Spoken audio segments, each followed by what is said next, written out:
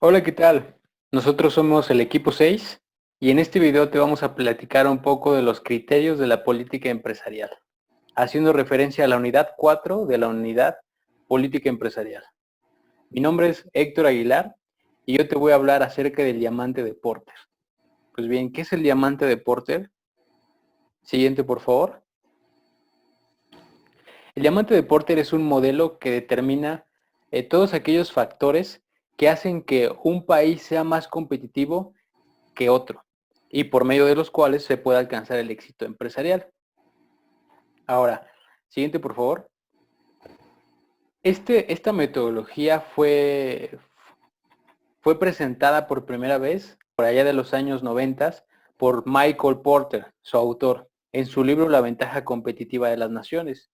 Es importante recalcar que nos explica que este estudio lo sacó de un estudio detallado que hizo a 10 naciones que competían entre sí, y de esas 10 naciones que competían, pudo ver los factores que favorecen o no a la competitividad de cada uno. Siguiente, por favor.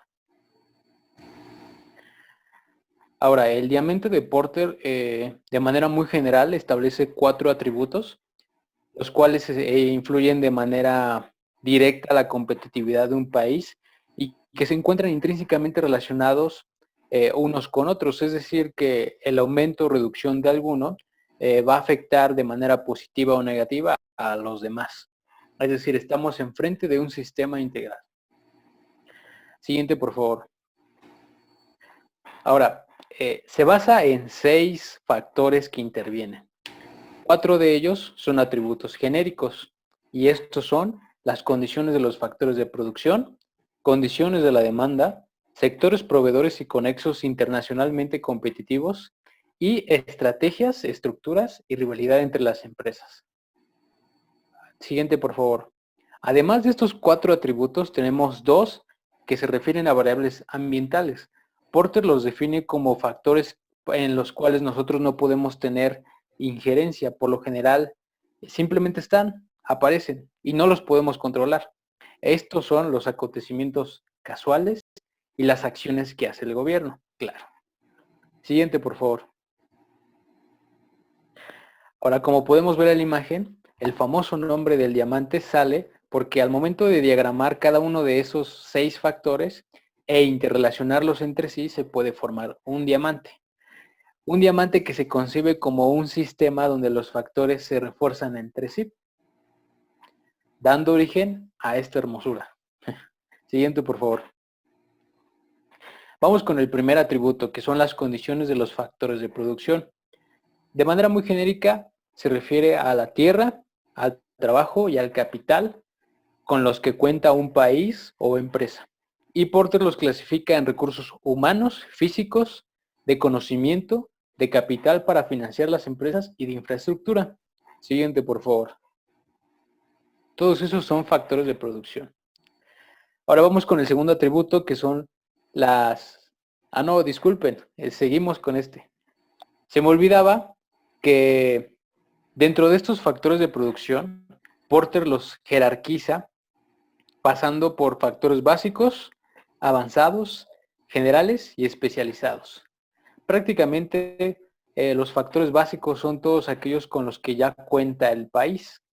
Por ejemplo, el clima, recursos naturales, etcétera.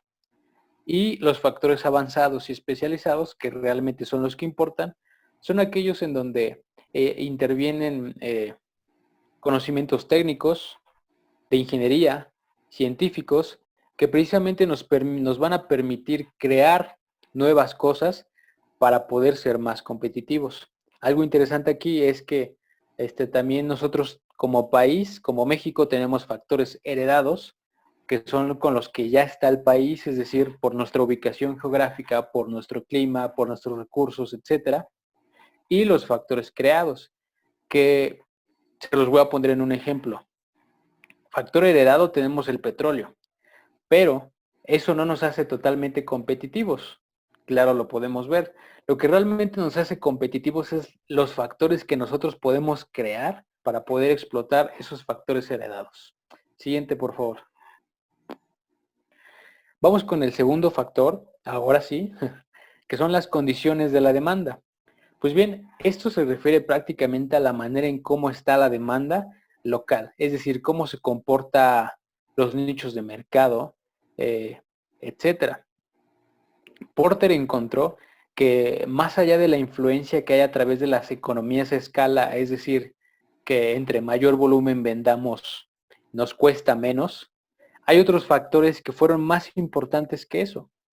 Esto rompe una creencia en donde nos decían que entre más vendas, más barato te va a salir y por lo tanto vas a tener más éxito.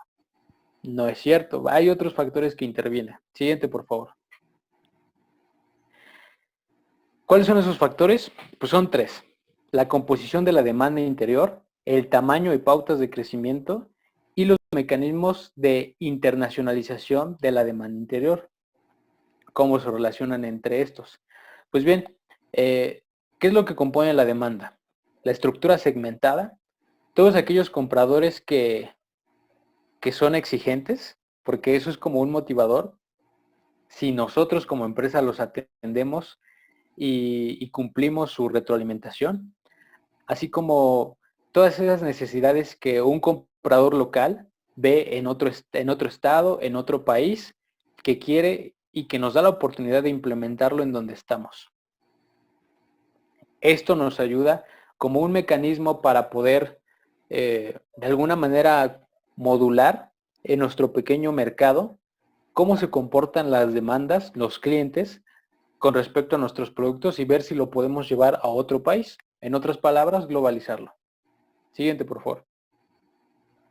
Vamos con el tercero, que se refiere a sectores proveedores y conexos internacionalmente. Aquí Porter se enfoca en específico en todas las ventajas que nosotros tenemos cuando nos relacionamos con proveedores extranjeros, ya que dice que podemos tener un acceso eficaz, pronto, rápido y a veces preferencial de los recursos. Y es precisamente donde en este tipo de relaciones cercanas de trabajo pueden salir nuevas colaboraciones, nuevos productos, nueva tecnología, etcétera. Siguiente, por favor.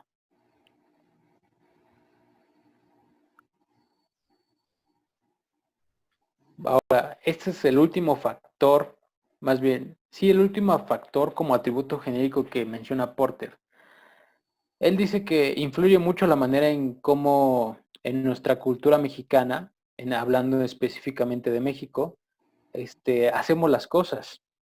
Hay muchos aspectos de las naciones que influyen, desde la manera en que nos organizamos, en cómo gestionamos los negocios, ya que no es la misma como lo hace Alemania o Italia, y que van actitudes desde las actitudes que toman los trabajadores en su trabajo hasta las normas sociales que puedan haber de manera tanto profesional como conductual.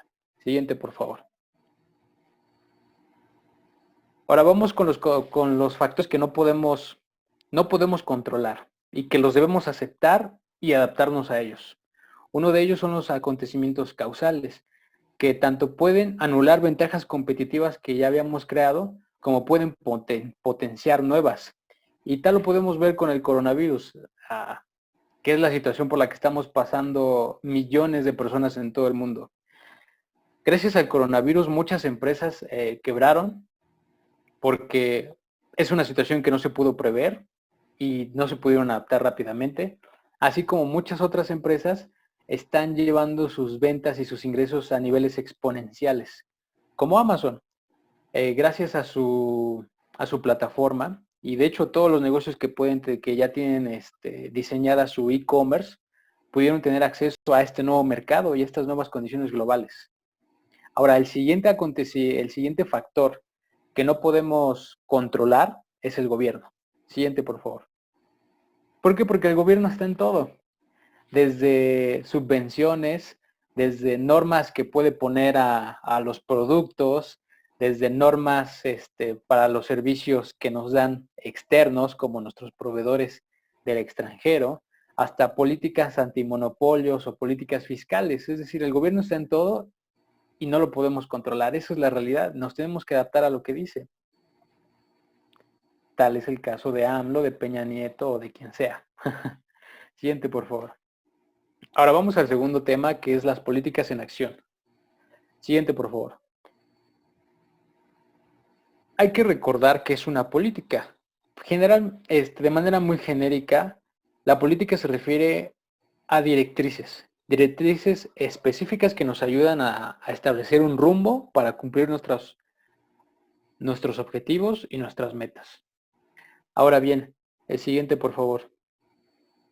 Todas las unidades pasadas hemos hablado de cómo implementarlas o cómo crearlas, pero aquí vamos a hablar sobre cómo las podemos llevar a la acción, porque es muy distinto decir a hacerlo.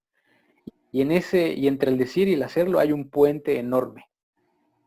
Diariamente se requieren políticas para hacer que la estrategia funcione. ¿Por qué? Porque el ambiente es dinámico, que nos tenemos que adaptar. Las políticas precisamente ayudan a la solución de los problemas recurrentes y ya en la implementación de la estrategia. Permiten tanto a los empleados como a los gerentes saber lo que se espera de ellos y así poder aumentar la probabilidad de que las estrategias se implementen con éxito. Siguiente, por favor. Ahora, debe de haber un periodo de transición en donde vamos del pensamiento estratégico a la acción estratégica. Podemos lograr esto de manera más fácil gracias a que los gerentes y empleados se empiezan entienden el negocio que tiene la empresa y se sienten parte de ella. La implementación de cada estrategia varía en forma significativa según los diferentes tipos y tamaños de las empresas. Siguiente, por favor. Ahora, Porter dice que la transición de la formulación de la estrategia a la implementación requiere una transmisión de responsabilidad de los estrategas a los gerentes, es decir, de manera jerárquica, de los directivos a los gerentes, a los jefes, etc. Y dice que precisamente aquí es donde se presentan problemas.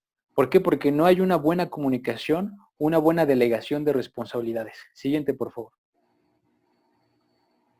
Muy bien, entonces vamos de la estrategia a la política. Que este título me hace un poco de ruido, ya que yo pensaría que es de la política a la estrategia, ya que es como de arriba hacia abajo. Siguiente, por favor.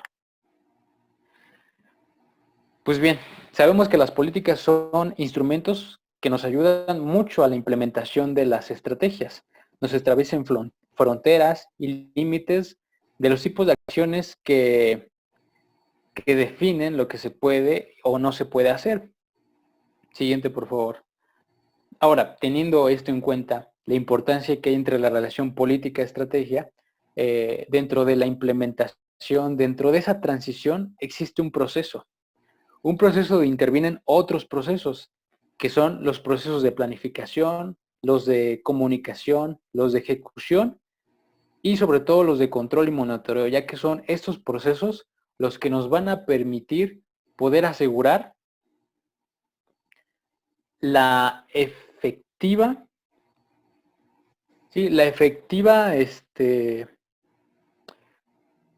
implementación de estas estrategias. Ya que, por ejemplo, para poder tener, digamos, nosotros ya sabemos lo que queremos hacer a través de esas estrategias, ¿no? Es decir, ya sabemos a dónde queremos llegar, el resultado. Pero entre lo que podemos, digamos, lo único que nos va a decir que sí estamos correctos es el resultado. Pero nosotros podemos de alguna manera prever todo eso. ¿A través de qué? De todos estos procesos. Un proceso de planificación, también un plan de comunicación y los procesos de ejecución. Como bien sabemos, en todos estos procesos llevamos indicadores, definición de alcances, objetivos SMART, etcétera, así como controlar y monitorear, así como supervisar todos esos procesos. Siguiente, por favor. Listo. Pues bueno, yo soy Carla Martínez Bárcenas y les voy a presentar el siguiente tema, que es el 4.3, que habla sobre los criterios de la política empresarial. Para comenzar, la política empresarial constituye o está formada por una dimensión corporativa. Esta dimensión corporativa es la base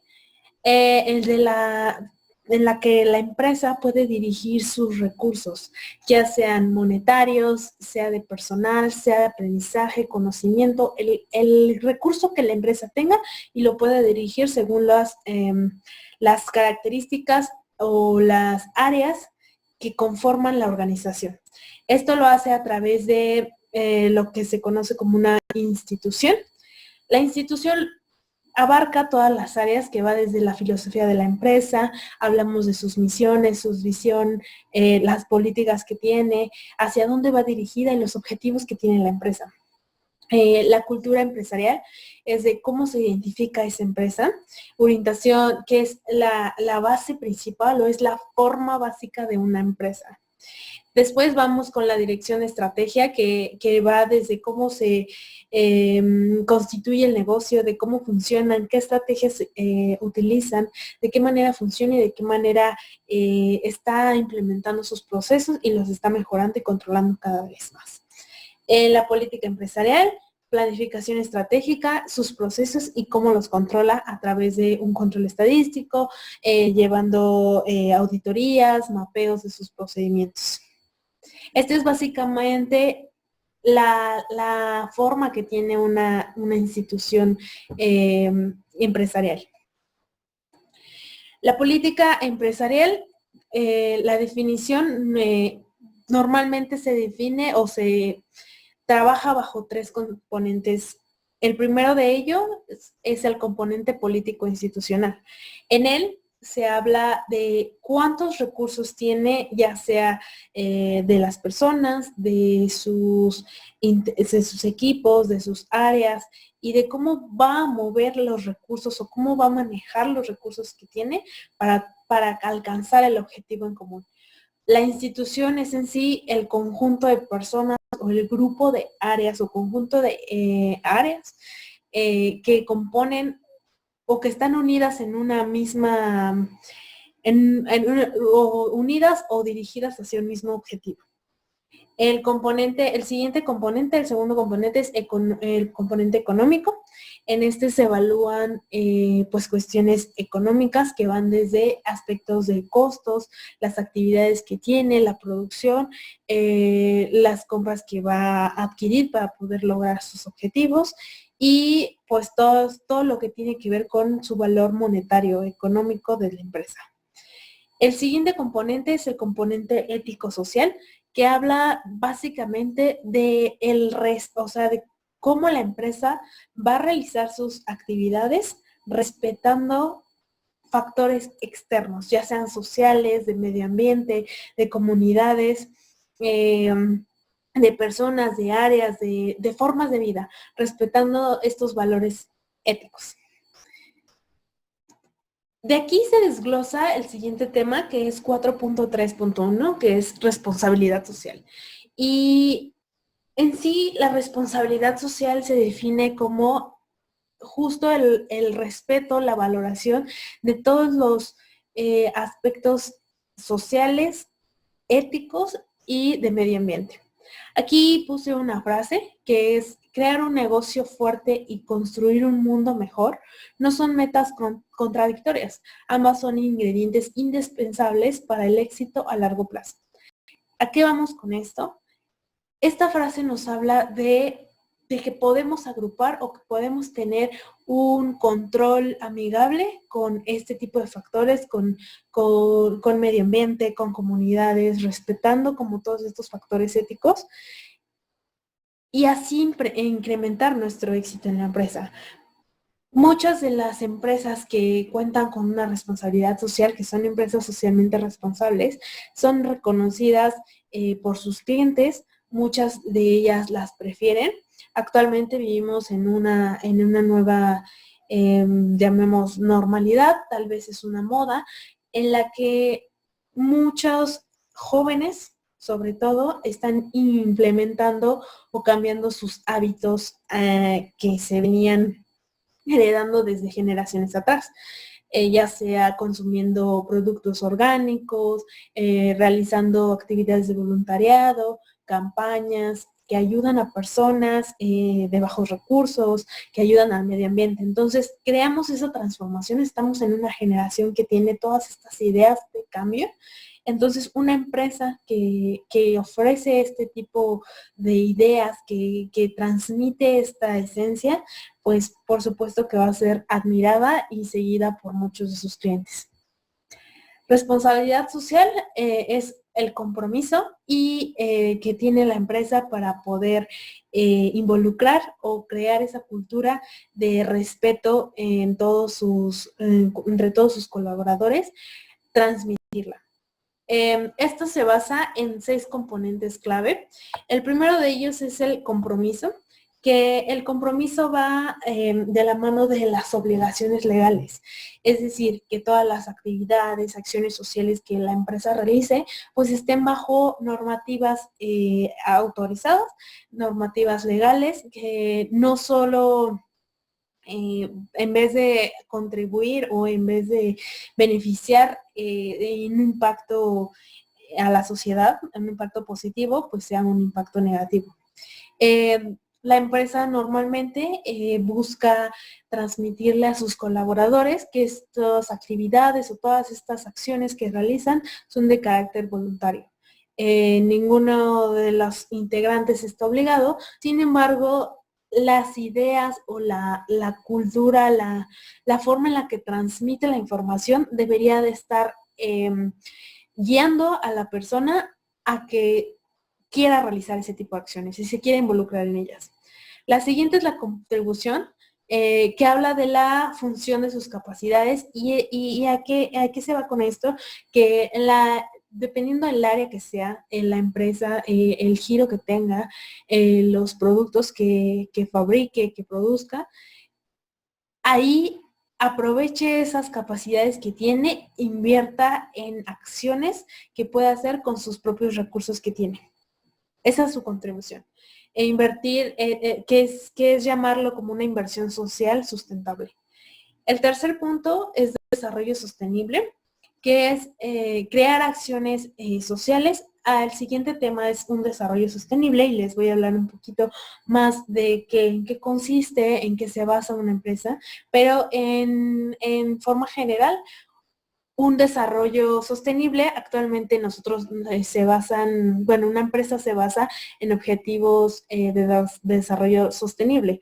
La ONU creó una guía que se llama la Agenda 2030, en la que establece 17 objetivos, que van desde pobreza, hambre, medio ambiente, reciclaje, etcétera. Diferentes factores o situaciones en que la sociedad está enfrentando, que el mundo está enfrentando y que buscan atacarlos para ir mejorando la calidad de vida de todas las personas.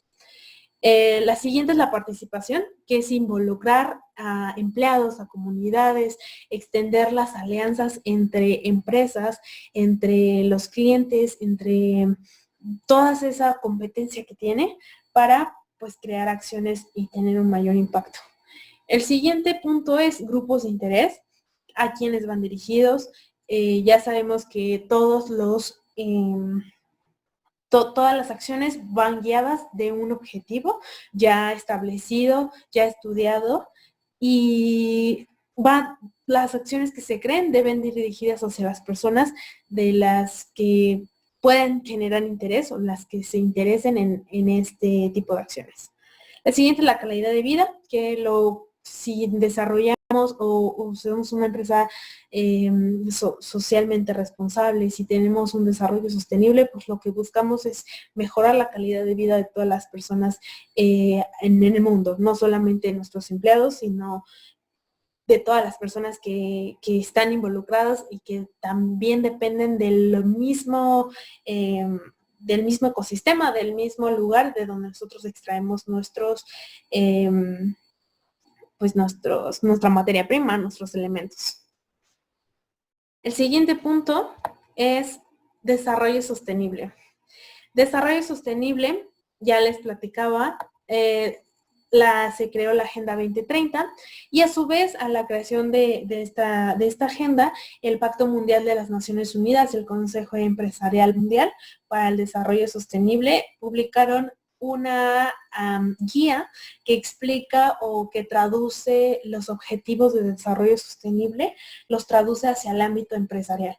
La busca que esos objetivos se pueden incorporar a una empresa y crear estrategias de negocio sin que esta empresa pierda o que disminuya su ganancia si es amigable con el ambiente o que participe en este tipo de acciones. La guía en general, muestra 5 pasos importantes. El primero de ellos es entender los ODS, que son los Objetivos de Desarrollo Sostenible. Una empresa siempre debe buscar familiarizar a sus empleados, a su equipo, a su público, a sus clientes internos, externos, familiarizarlos con estos objetivos y enfocarlos hacia dónde quieren ir, hacia qué objetivos quieren cumplir y pues a invitarlos a formar parte de las acciones. El siguiente es priorizar, que se dedica a evaluar el impacto que las empresas pueden tener y definir las áreas en las que ellas pueden participar según su giro o los recursos con los que cuenten. El tercero es establecer objetivos, que es traducirlos los objetivos a sus objetivos empresariales, hacia dónde están ganando, qué acciones están haciendo, si produzco esto, de qué manera me beneficiaría yo tener un lago con agua o un ecosistema cuidado, que no se desaparezca, que todos los elementos que nos ofrece en sí el mundo, la naturaleza en general, nos pueden beneficiar a nosotros como empresa y a su vez estarlos cuidando y trabajando para que se mantengan. La siguiente es integrar, que es incorporar las metas de desarrollo sostenible en todas las funciones de la empresa. En adecuarlo a sus procedimientos, no solo creando acciones o campañas en las que pueda venderse la empresa, ya sea carreras, recolectar basura, reforestaciones, etcétera. No solamente creando ese tipo de campañas, sino implementando en su equipo de producción o en donde coloquen su fábrica, donde coloquen sus oficinas, sus corporativos, que sea de una manera cuidadosa al ambiente, o sea, respetando este tipo de factores. Informar y comunicar, pues es toda la divulgación de la información corporativa, transmitir todos esos objetivos, bajarlos desde gerencia, desde altos directivos, hasta el cliente final, a quien consume, ya sea clientes internos, que son como todos nuestros empleados, o clientes externos, que son a quienes vendemos nuestros productos.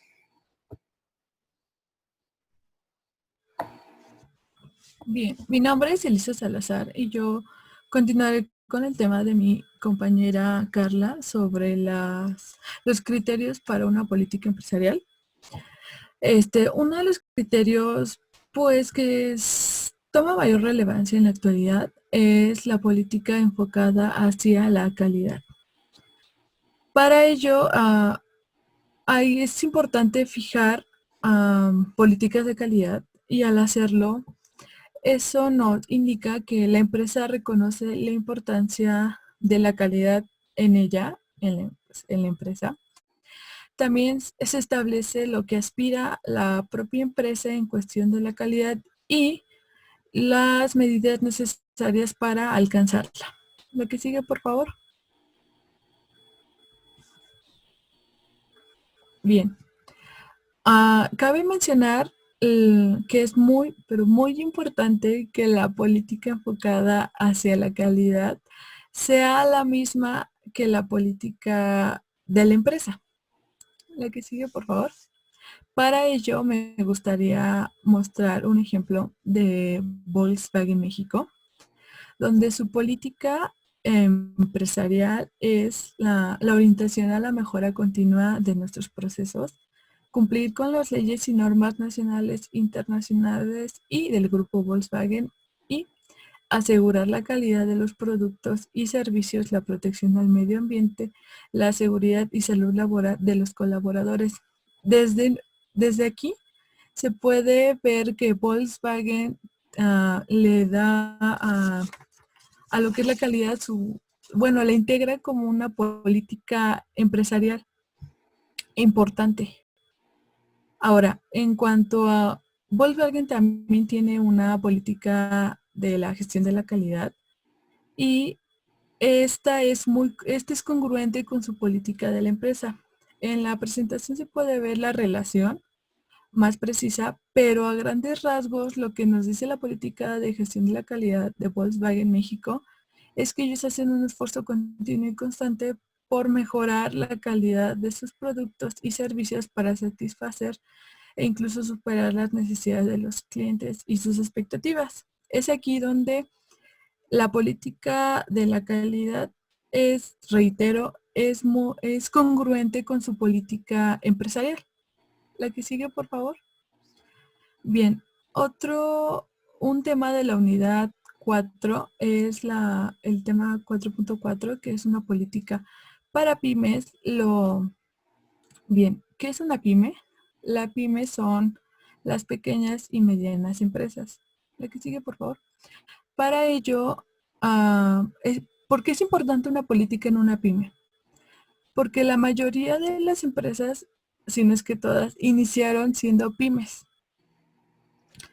e iniciaron como negocios familiares. Por ello, desde su inicio, digamos desde la semillita, es importante tener una buena política empresarial.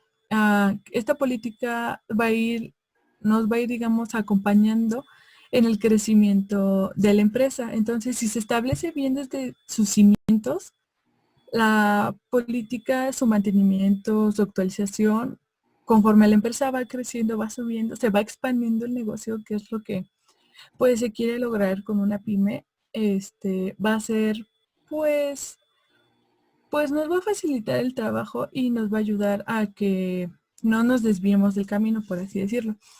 Este, esta serie de etapas son una sugerencia de un manual de autogobierno que propone el IFC, que es la Corporación Financiera Internacional, que es una entidad del grupo del Banco Mundial, en el cual te muestra a lo largo de, digamos, el crecimiento de la empresa, cómo las políticas se van a ir del desarrollo de lo que sería la política pues empresarial. Bien, para ello está la etapa 1, que es el inicio del negocio, en donde se sugiere que la escritura de cualquier política que sea relevante y que se considere necesaria, no tiene que ser como muy detallada, sino es como pues va iniciando el negocio, es algo familiar. La etapa 2, que es el crecimiento activo, es en el cual ya te pide que ya la desarrolles más, que le des un poquito de más especificaciones. La etapa 3 es el desarrollo organizacional y aquí sí ya te pide que, te sugiere que le des un seguimiento más formal en su cumplimiento ya de las políticas. Aquí ya tienes un negocio un poquito más grande, con más gente, y entonces ya puedes, digamos, moldearla un poco más. Y por último está la etapa 4, que es lo que, digamos, el objetivo de tu pyme, que es la expansión de tu negocio. Aquí a lo mejor ya es una grande empresa, o si era pequeña ya es mediana, y aquí te sugieren que ya formalices por escrito en un documento en el cual todos los empleados de la empresa pudieran tener acceso ya a las políticas formales. Puede ser un manual, pues ya incluso su página web, si ya tiene página web, en el cual se hable sobre la información sobre la cultura y las políticas de la empresa. Siguiente, por favor. Bien, y por último, y no menos importante, viene la evaluación y la retroalimentación de las políticas empresariales. Lo que sigue, por favor. Como ya dijimos, la política empresarial se establece desde un principio y por ello es importante evaluarla para saber si realmente estamos cumpliendo nosotros como empresa con lo establecido y no estamos perdiendo el rumbo. Y la retroalimentación, pues es la facilidad para intercambiar información entre la alta dirección y los empleados. Bien, me gustaría vamos a hablar de la evaluación. Aquí se muestran algunas preguntas que te pueden ayudar a pues a evaluar tus políticas. Aquí cabe mencionar que pues cada empresa es diferente y por lo tanto va a tener diferentes métodos de evaluación. En la unidad 3 vimos algunas formas de evaluar lo que son las estrategias, pero también se pueden evaluar pues las políticas. Un ejemplo de la evaluación, por ejemplo aquí te dice la pregunta número 2, ¿qué escalas, matrices y formatos nos ayudarán a evaluar adecuadamente los procedimientos de trabajo corregidos? Aquí podemos usar, por ejemplo, lo que es el cuadro de mando integral, que es el cual nos ayuda a verificar de forma cualitativa y cuantitativa el logro de objetivos para saber si no nos hemos desviado del camino. En cuanto a la retroalimentación, por ejemplo, aquí hay una pregunta que dice, ¿cuántos reactivos o criterios incluirán la retroalimentación? La retroalimentación no puede ser algo muy tedioso, porque como mencioné antes, es la facilidad con la que se intercambian. O sea, sí es importante la información, pero solamente, digamos, lo más necesario, cuánto tiempo, y sobre todo registrar los avances. ¿Por qué? Porque eso nos va a dar un marco de referencia para futuras evaluaciones. Bien, para concluir la unidad 4, es importante mencionar que existen muchos criterios que no se consideraron anteriormente en lo que es una política empresarial. Estos criterios no todos se pueden controlar y afectan directamente el contexto de la empresa. Esto para hacerla competitiva, los cuales estos atributos interactúan entre sí y nos ayudan a establecer estrategias competitivas beneficiosas frente a nuestros rivales. Claro, todo esto hablando como una empresa. Estos factores van desde el gobierno, cómo afecta directamente a la empresa, su entorno, la responsabilidad social, el desarrollo sostenible, lo que se estuvo mencionando, lo que mencionaron mis compañeros, hasta el impacto que puede tener desde, digamos, desde la semillita de la empresa, desde lo que es una pyme. Y todo esto se traduce en una política empresarial efectiva, acorde con el crecimiento pues de la empresa y su mantenimiento, porque a una política también se le tiene que dar mantenimiento. Por ello también es importante evaluarla para poder asegurar que pues no perdamos el rumbo de la empresa y también que la política empresarial sea actual y no esté desactualizada. Bien, esta fue la presentación del equipo número 6. Muchas gracias por su atención. No sé si mis compañeros gusten agregar algo más.